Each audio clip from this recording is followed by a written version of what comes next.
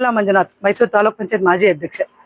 ಏನೀಗ ಕಳೆದ 45-50 ದಿನಗಳಿಂದ ಗುಡಮಾದನಹಳ್ಳಿ ಗ್ರಾಮ ವರ್ಣ ಕಾನ್ಸ್ಟಿಟ್ಯೂನ್ಸಿ ಮಾನ್ಯ ಮುಖ್ಯಮಂತ್ರಿಗಳ ಕ್ಷೇತ್ರ.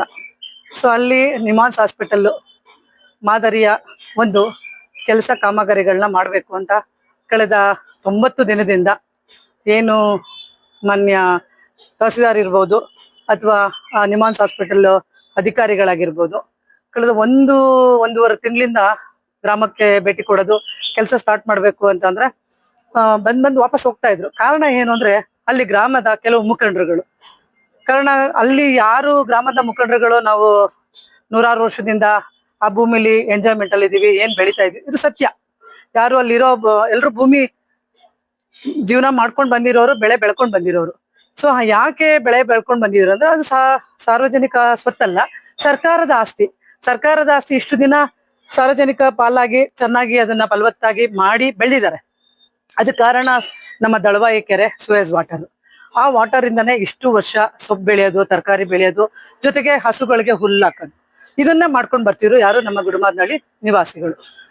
ಇದು ಆದ ನಂತರದಲ್ಲಿ ನಾನು ಮೈಸೂರು ತಾಲೂಕ್ ಪಂಚಾಯತಿ ಅಧ್ಯಕ್ಷೆಯಾಗಿ 2010-11ರಲ್ಲಿ ಒಬ್ಬ ತಾಲೂಕ್ ಪಂಚಾಯತಿ ಅಧ್ಯಕ್ಷೆ ಆದೆ. ಅದಾದ ನಂತರದಲ್ಲಿ ಯಾವುದು ಸರ್ವೆ ನಂಬರ್ 60ರಲ್ಲಿ 1 ಎಕರೆ ಸ್ಮಶಾನ ಮಂಜೂರು ಮಾಡಿಸಿ ಸ್ಮಶಾನ ಮಾಡಿಸಿದ್ವಿ. ಯಾಕೆ ನಮ್ಮ ಗುಡಮಾದನಹಳ್ಳಿ ಗ್ರಾಮದಲ್ಲಿ ಮೂಲಭೂತ ಸೌಕರ್ಯ ಏನು ಅನ್ನೋ ಅದಕ್ಕಿಂತ ಹೆಚ್ಚಾಗಿ ನಮ್ಗೆ ಇನ್ನೇನು ಬೇರೆ ಸೌಕರ್ಯಗಳು ಕೂಡ ಇರ್ಲಿಲ್ಲ. ಯಾಕೆ ಒಂದು ಸ್ಮಶಾನನೂ ಕೂಡ ಇರ್ಲಿಲ್ಲ. ಸೊ ಅದಂತಲ್ಲಿ ಒಂದು ಸ್ಮಶಾನ ಮಾಡೋದಕ್ಕೆ ಹೋದಾಗ ಅವತ್ತೊಂದು ದಿನನೂ ಇದೇ ಯಾರು ಈಗ ನಾವು ಇದೀವಿ, ರೈತ ಹೋರಾಟಗಾರರು, ರೈತ ಜನಗಳು, ನಾವು ಆ ಭೂಮಿಲಿ ಇರೋರು ಗೊತ್ತ, ಅವರೆಲ್ಲ ಬಂದು ನನ್ನನ್ನ ತೇಜೋವಧೆ ಮಾಡಿದ್ರು. ಆದ್ರೆ ನಾನು ಅದು ಸರ್ಕಾರದ ಭೂಮಿ, ಈ ಗುಡಮಾದನಹಳ್ಳಿಗೆ ಒಂದು ಸ್ಮಶಾನ ಬೇಕೇ ಬೇಕು ಅಂತ ಹೇಳಿ ನಾನು ಒಂದು ಎಲ್ಲಾ ಹೋರಾಟದ ನಡುವೆ ಏಕಾಂಗಿಯಾಗಿ ಒಂದು ಸ್ಮಶಾನ ಮಾಡಿದೆ. ಸೊ ತದನಂತರದಲ್ಲಿ ಆ ಸ್ಮಶಾನ ಮಾಡುವಾಗ್ಲೂ ಬಹಳ ಹೋರಾಟ ಮಾಡಿದ್ರು, ಆದ್ರೂ ನಾನು ಸ್ಮಶಾನ ಮಾಡಿದೆ. ಯಾಕೆಂದ್ರೆ ಸಾರ್ವಜನಿಕ ಹಿತದೃಷ್ಟಿಯಿಂದ ನಾನು ಒಂದು ಸ್ಮಶಾನ ಮಾಡಿದೆ. ಇವತ್ತದು ಎಲ್ರಿಗೂ ಅನುಕೂಲ ಆಗಿದೆ. ಯಾಕೆ ನನ್ನ ಒಳಗೊಂಡಂತೆ, ನನ್ನ ಕುಟುಂಬಕ್ಕೆ ಒಳಗೊಂಡಂತೆ ಅದು ಎಲ್ರಿಗೂ ಅನುಕೂಲ ಆಗಿದೆ. ಸೊ ಇದಾದ ನಂತರದಲ್ಲಿ ಅವತ್ತಿಂದ ನನ್ನ ಮೇಲೆ ಕಣ್ಣಿಟ್ರು. ಸೊ ಕಣ್ಣಿಟ್ಟ ಯಾಕೆಂದ್ರೆ ಅದು ಭೂಮಿ ಎಂಜಾಯ್ಮೆಂಟ್ ಅಲ್ಲಿ ಇತ್ತು. ಅದೇ ನಮ್ಮ ಗ್ರಾಮದ ಮೂಲ ನಿವಾಸಿಗಳು ಎಂಜಾಯ್ಮೆಂಟ್ ಅಲ್ಲಿ ಇತ್ತು. ನಾನೆಲ್ಲಾ ನೋಡ್ದೆ, ತಹಸೀಲ್ದಾರ್ ಕೇಳ್ದೆ, ಇಲ್ಲ ಮೇಡಮ್ ಇದು ಮಾಡ್ಬೇಕು, ಸರ್ಕಾರದ ಆಸ್ತಿ ಮಾಡ್ಬೋದು ಅಂತ. ಯಾಕಂದ್ರೆ ಅವ್ರಿಗೆ ಏನೂ ಕೂಡ RTC ಮಂಜೂರಾಗಿಲ್ಲ, ಸಾಗುವಳಿ ಪತ್ರ ಕೊಟ್ಟಿಲ್ಲ.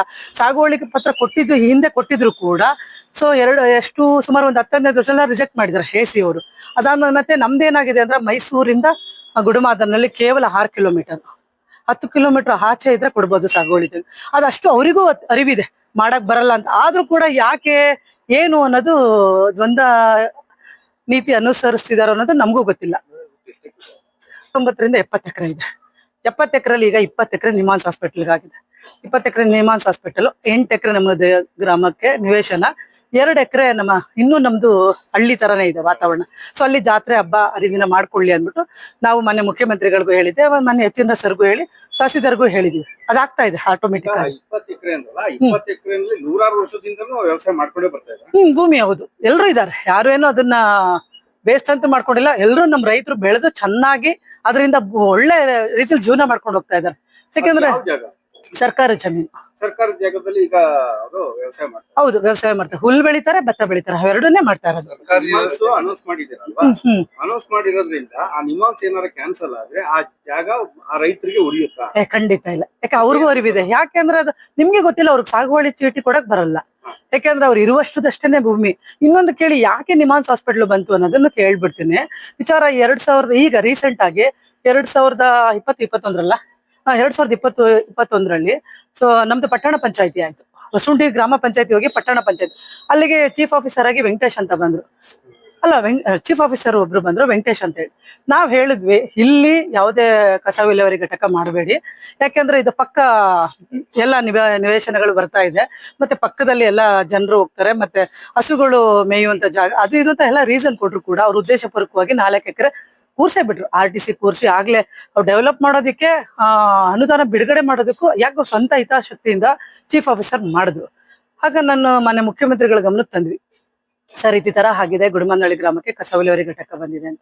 ತಕ್ಷಣ ಸರ್ DC ಅವ್ರಿಗೆ ಹೇಳಿ ಅದನ್ನ ಕ್ಯಾನ್ಸಲ್ ಮಾಡಿ, ಅದ್ ಬೇಡ, ಬೇಕಾದ್ರೆ ಒಂದು 10 ಎಕರೆ 8 ಎಕರೆ ಅವ್ರಿಗೆ ನಿವೇಶನ ಮಾಡ್ಕೊಡಿ ಅಂತ.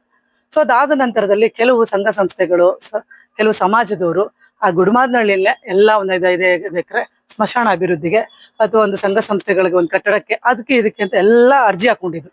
ಅದು ನಮ್ಮ ಗಮನಕ್ಕೆ ಬಂತು. ಸೊ ಅದಾದ ನಂತರದಲ್ಲಿ ಒಂದು ಸ್ಟೇಡಿಯಂ ಬರಬೇಕು ಅಂತ ಹೇಳಿದ್ರು. ಇಷ್ಟೊಂದು ಭೂಮಿ ಇದೆಯಲ್ಲ ಈ ಜಾಗದಲ್ಲಿ, ಯಾಕೆಂದ್ರೆ ಈ ಕಸ ವಿಲೇವಾರಿ ಘಟಕ ತೆರವು ಮಾಡೋದಕ್ಕೆ DC ಅವ್ರಿಗೆ ಆರ್ಡರ್ ಮಾಡಿದಾಗ ನಾವು ಹೋಗಿದ್ವಿ ಆ ಜಾಗಕ್ಕೆ. ಇಲ್ಲಿ ಈ ಗ್ರಾಮದಲ್ಲಿ ಇಷ್ಟೊಂದು ಭೂಮಿ ಇದೆಯಲ್ಲ, ಇದೇನಾದ್ರು ಒಂದು ಒಳ್ಳೇದಕ್ಕೆ ಉಪಯೋಗ ಮಾಡ್ಬೋದಲ್ಲ ಅಂದ್ಬಿಟ್ಟು DC ಅವರು ಹೇಳ್ದಾಗ ಸುಮಾರು ಅರ್ಜಿಗಳು ಬಂದಿತ್ತು ಎಲ್ಲ ಸ್ಮಶಾನಗಳಿಗೆ ಅದು ಇದಕ್ಕೆ ಅಂತ. ಆಗ ಸರ್ ಹೇಳಿದ್ರು, ಇಂಥ ಜಾಗದಲ್ಲಿ ಏನಾದ್ರು ಒಂದು ಒಳ್ಳೆ ಉಪಯುಕ್ತವಾದ ಮಹತ್ವಾಕಾಂಕ್ಷೆ ಯೋಜನೆ ಮಾಡ್ಬೋದು ಮೇಡಮ್, ನೀವು ಒಂದ್ಸಲಿ ಸಾಹೇಬ್ರ ಗಮನಕ್ಕೆ ತನ್ನಿ ಅಂದ್ರು. ಮೊನ್ನೆ ಸಿದ್ದರಾಮಯ್ಯ ಸರ್ ಕೂಡ ಇಲ್ಲೊಂದು ಏನು ಆಟದ ಗ್ರೌಂಡ್ ಸ್ಟೇಡಿಯಂ ಮಾಡೋಣ ಅಂತ ಅಂದ್ರು. ಬಟ್ ನಮ್ದು ಏನಿದೆ ಅಂದ್ರೆ ನಾವು ಎಷ್ಟು ಅದೃಷ್ಟವಂದ್ರೆ ಪಕ್ಕದಲ್ಲೇ ಏರ್ಪೋರ್ಟ್ ಇದೆ. ಸೊ ಏರ್ಪೋರ್ಟ್ ಇರೋದ್ರಿಂದ ಸ್ಟೇಡಿಯಂ ಮಾಡೋಕ್ ಬರಲ್ಲ ಅಂತ ವರದಿ ಕೊಟ್ರು. ಅದಾದ ನಂತರದಲ್ಲಿ ನಿಮಾನ್ಸ್ ಹಾಸ್ಪಿಟಲ್ಗೆ ಸೂಕ್ತವಾದ ಜಾಗ, ಯಾಕಂದ್ರೆ ಏರ್ಪೋರ್ಟ್ ಕೂಡ ಇದೆ, ಪಕ್ಕದಲ್ಲಿ ರಿಂಗ್ ರೋಡ್ ಇದೆ, ಎಲ್ಲದಕ್ಕೂ ಉಪಯುಕ್ತವಾಗಿದೆ, ಇಲ್ಲಿ ನಿಮಾನ್ಸ್ ಮಾಡೋಣ ಅಂತ. ಇದನ್ನ ನಮ್ಮ ಗ್ರಾಮದ ಮುಖಂಡರುಗಳಿಗೆ, ಸುಮಾರು ನಮ್ಮಲ್ಲಿ ಒಂದು 7-8 ಜನ ಇದ್ದಾರೆ ಯಜಮಾನರುಗಳು, ಮುಖಂಡರುಗಳು, ಅವರಿಗೆಲ್ಲಾನು ಕೂಡ ಹೇಳಿದ್ವಿ ನಾವು ಯಾವ್ದನ್ನು ಇದು ಮುಚ್ಚುಮರೆ ಮಾಡುವಂತದ್ದಲ್ಲ. ಸಾಮಾನ್ಯ ನೀವು ಯಾರನ್ನಾರು ಒಪ್ಪನ್ನ ಕೇಳಿ, ಶ್ರೀಮತಿ ಮಂಜುಳಾ ಮಂಜುನಾಥ್ ಅಂದ್ರೆ ನಾವ್ ಏನಿದ್ರು ಓಪನ್, ಒಳಗೊಂದು ಹೊರಗೊಂದು ಇಲ್ಲ. ಇದನ್ನ ಕದ್ದು ಮುಚ್ಚಿ ಮಾಡುವಂತದ್ದಿಲ್ಲ. ಹಾಸ್ಪಿಟಲ್ ಅಂದ್ರೆ ನಿಮ್ಗೆ ಗೊತ್ತಿದೆ, ಓಪನ್ ಆಗಿ ಮಾಡುವಂತ ವಿಚಾರ. ಈಗ ಕಸ ವಿಲೇವಾರಿಯ ಜಾಗವನ್ನು ನೀವು ಅಲ್ಲಲ್ಲ ತೆರವು ಮಾಡಿಸಿದ್ವಿ. ಕಸ ವಿಲೇವಾರಿದ್ದು ತೆರವು ಮಾಡಿಸಿದ್ಮೇಲೆ ನಿಮಾನ್ಸ್ ಹಾಸ್ಪಿಟ್ಲಿಗೆ 20 ಎಕರೆ ಮಂಜೂರು ಆಯ್ತು. ಇದು ಪಾತ್ರ ನಂದೇನಲ್ಲಿ ಪಾತ್ರ ಇಲ್ಲ, ಸರ್ಕಾರ ಮಾಡಿದೆ, ಅದು ಅಧಿಕಾರಿಗಳಿದ್ದಾರೆ. ಇದು ನಮ್ದೇನು ಅಂದ್ರೆ ಆ ಗ್ರಾಮದ ಒಬ್ಬ ಮುಖಂಡೆ, ತಾಲೂಕ್ ಪಂಚಾಯತಿ ಮಾಜಿ ಅಧ್ಯಕ್ಷ, ನನ್ನನ್ನು ಕೇಳೋದು, ಈಗ ಒಬ್ಬ ಗ್ರಾಮದಲ್ಲಿ ಯಾರಿದ್ದಾರೆ ಈ ಪಕ್ಷದಲ್ಲೋ ಇದ್ರಲ್ಲಿ ಯಾರಿದ್ದಾರೆ ಅಂತ ಕೇಳೋದು ಸಹಜ. ಹಂಗಾಗಿ ನನ್ನನ್ನು ಕನ್ಸಿಡರ್ ಮಾಡಿದ್ರೆ ಮಾಡಿ ಸರ್, ಖಂಡಿತ ಒಳ್ಳೇದಾಗುತ್ತೆ. ಇಲ್ಲಿ ನಿಮ್ಮ ಸ್ವಂತ ಭೂಮಿನ ಏನಾರು ನಾವು ಕಿತ್ಕೊಂಡು ನಿಮಾನ್ಸ್ ಹಾಸ್ಪಿಟಲ್ ಮಾಡ್ರೆ ನೀವು ನನ್ನನ್ನ ಮಾತಾಡಿ, ಎಸ್ ಇವ್ರು ಕಿತ್ಕೊಂಡ್ಬಿಟ್ರು ನಮ್ ಜಾಗನ ಅಂತ. ಅದನ್ನ ಬಿಟ್ಬಿಟ್ಟು ನೀವ್ ಏಕಾಏಕಿ ನಾನೇ ಹೋಗಿ ಮಾಡಿಸ್ದೆ, ನಾನೇ ಹೋಗಿ, ನನಗೇನ್ ಅಥಾರಿಟಿ ಇದೆ ಮಾಡಿಸೋದಿಕ್ಕೆ ಅಲ್ವಾ? ಸರ್ಕಾರದ ಭೂಮಿ ಉಳಿಸ್ತಾ ಇದೀವಿ, ಉಳಿಸಿ ಒಂದು ನಿಮಾನ್ಸ್ ಹಾಸ್ಪಿಟಲ್ ಆಗ್ಲಿ ಅಂತ. ಸೊ ಅದು ನಿಮಾನ್ಸ್ ಹಾಸ್ಪಿಟಲ್ CMದು ಮಹತ್ವಾಕಾಂಕ್ಷೆ ಯೋಜನೆ. ಇವತ್ತೇನು ಜಯದೇವ ಹಾಸ್ಪಿಟಲ್ ಆಯ್ತು, ಇವತ್ತು ಎಷ್ಟು ಜನಕ್ಕೆ ಅನುಕೂಲ ಆಗಿದೆ, ಸಾವಿರಾರಲ್ಲ ಲಕ್ಷಾಂತರ ಜನಕ್ಕೆ ಅನುಕೂಲ ಆಗಿದೆ. ಮೈಸೂರು ಮತ್ತೆ ಹಾಸನ, ಮಂಡ್ಯ ಜಿಲ್ಲೆಯವರು 3 ಜಿಲ್ಲೆಯವರು ಉಪಯುಕ್ತ ಆಗ್ತಿದೆ. ಸೊ ಅದೇ ರೀತಿ ನಿಮಾನ್ಸ್ ಹಾಸ್ಪಿಟಲ್ ಇದು 106 ಅಲ್ಲ, ಮತ್ತೆ ನಮ್ಮ ಸುತ್ತಮುತ್ತ ಹಳ್ಳಿ 106 ಜನ ಉದ್ಯೋಗ ಸೃಷ್ಟಿಯಾಗುತ್ತೆ ಮಕ್ಳುಗಳಿಗೆ. ಜೊತೆಗೆ ನಮ್ಮ ಸುತ್ತಮುತ್ತ ಇರುವಂತ ಭೂಮಿ ಡೆವಲಪ್ ಆಗುತ್ತೆ, ಮತ್ತೆ ಹೆಚ್ಚು ಬಾಡಿಗೆ ಅದು ಇದು ಎಲ್ಲಾ ರೀತಿಯಲ್ಲಿ ಆಗುತ್ತೆ. ಈಗ ಜೀವನ ಅಂದ್ರೆ ಒಂದು ಆಲ್ಟರ್ನೇಟ್ ಇದ್ದೇ ಇರುತ್ತೆ. ಸೊ ಈ ಭೂಮಿ ಇಲ್ಲ ಅಂದ್ರೆ ಅವ್ರ ಸ್ವಂತ ಭೂಮಿ ಇದೆಯಲ್ಲ. ಆಮೇಲೆ ಇನ್ನೊಂದು ತಿಳ್ಕೊಳ್ಳಿ, ನಮ್ಮಲ್ಲಿ ಯಾರು ಭೂರಹಿತ ಇಲ್ಲ, ಎಲ್ಲ ಭೂ ಸಹಿತ ಇರೋರೆ, ಎಲ್ರದ್ದು ಸ್ವಂತ ಭೂಮಿ ಇದೆ, ಎಲ್ರು ಅವರೇ ಅದೇ ಆದಂತ ಒಂದು ಜೀವನ ಮಾಡ್ತಾ ಇದಾರೆ. ಏನ್ ಇಟ್ಕೊಂಡ್ಬಿಟ್ರೆ ನಮ್ ಬಾಯಿಗೆ ಮಣ್ಣಾಕ್ಬಿಡ್ತಾಳೆ ಹಾಗೆ ಹೀಗೆ ಅಂತ ನಿಮ್ಗೆ ನೋಡ್ದೆ. ನಾನು ಕೂಡ ಸಹಜ, ಅದು ಎಂತವ್ರಿಗೆ ಆಗ್ಲಿ, ನಾನು ಕೂಡ ನಾನು ಅದನ್ನ ವಿರೋಧ ವ್ಯಕ್ತ. ಆದ್ರೆ ಈ ಭೂಮಿನ ಇವತ್ತು ನಾವು ಬಿಟ್ಬಿಟ್ರೆ, ಬಹುಶಃ ನಾವ್ ಹಿಂದೆ ಹೆಜ್ಜೆ ಇಟ್ಬಿಟ್ರೆ ಈ ಭೂಮಿ ಉಳಿಯಲ್ಲ. ಪಕ್ಕದಲ್ಲೇ ಏರ್ಪೋರ್ಟ್ ಇರೋದ್ರಿಂದ ಯಾವುದು ಸ್ಟೋರ್, ಕೋಲ್ಡ್ ಸ್ಟೋರ್ಗೆ ಯಾವ್ದಕ್ಕೂ ಮತ್ತೊಂದು ಯೋಜನೆಗಳು ತಂದು ಕೇಂದ್ರ ಸರ್ಕಾರ ಕಿತ್ಕೊಳ್ಳುತ್ತೆ. ಖಂಡಿತ 100% ಅದು ಹಾಗೆ ಆಗುತ್ತೆ. ಅದು ಯಾರ ವಿರೋಧ ವ್ಯಕ್ತಪಡಿಸ್ತಾರೆ? ಈ ರಾಜ್ಯ ಸರ್ಕಾರ ಇದೆ ಅಂದ್ಬಿಟ್ಟು ನಮ್ಮ ಮೊನ್ನೆ ಮುಖ್ಯಮಂತ್ರಿಗಳು ನಮ್ಮನ್ನ ಮೇಲೆ ಏನೋ ಹೇಳ್ತಾರಲ್ಲ, ವಿರೋಧದ ನಡೆಯಿಂದ ಇವ್ರು ಎಷ್ಟು ಮಾಡ್ತಾ ಇದಾರೆ ವಿನಃ ಇವ್ರ ಸ್ವಂತ ಅಂತ ಉಳಿಸ್ಕೊಳಕ್ಕಾಗಲ್ಲ.